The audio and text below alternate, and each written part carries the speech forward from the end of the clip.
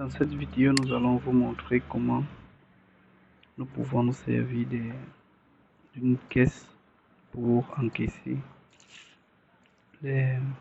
l'argent versé à un fournisseur ou l'argent qu'un client a versé. Donc là, nous avons ouvert la caisse avec 210 000 de fonds de caisse par exemple. Nous allons nous rendre dans le module facturation. Dans le module facturation, nous allons nous rendre si nous sommes dans le cas où un client va venir effectuer un versement. Nous sélectionnons paiement.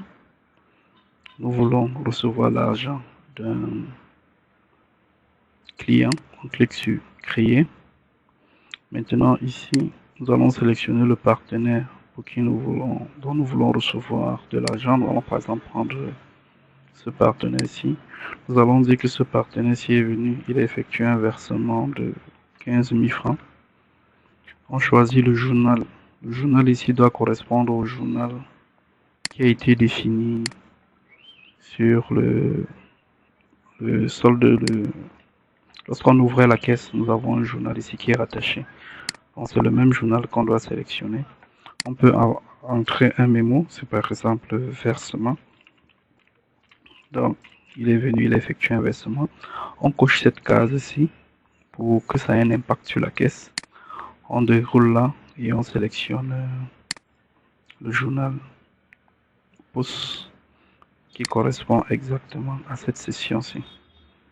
Une fois qu'on a sélectionné, on sauvegarde. Le système nous présente bien les 15 000 francs. Si on a une imprimante, on peut générer le reçu du client que voici, qu'on peut imprimer et donner au client pour qu'il signe et on archive. Et une fois que ceci est fait, on confirme notre reçu. Une fois qu'on va faire la confirmation, le système, les 15 000 seront directement impactés dans la caisse de notre session de point de vente. Donc ici, vous allez voir, si j'actualise, on va maintenant voir que en dessous là, nous avons un versement qui a été effectué. Et nous avons une transaction de 15 000. Ça, c'est ce qui concerne les paiements clients. C'est pareil avec les fournisseurs. Donc, on peut avoir pris l'argent de la caisse pour payer un fournisseur. Donc, on vient simplement dans le menu fournisseur et on sélectionne notre fournisseur. On peut par exemple sélectionner Guinness ici. On dit qu'on a donné 10 000 à Guinness. Le journal toujours liquide. Le mémo, c'est un paiement.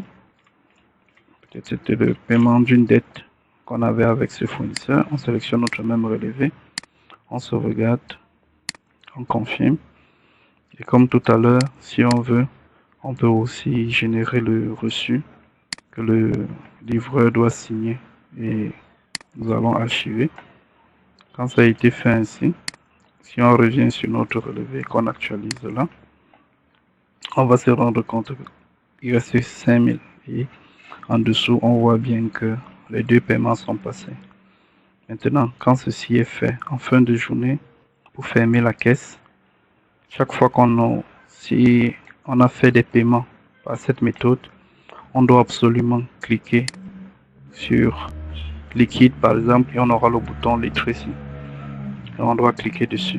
Si on ne le fait pas, lorsqu'on va vouloir fermer la caisse, on aura un message bloquant parce qu'il faut qu'il ait les deux opérations ici avec le journal. Donc, on clique simplement là, on clique sur les traits.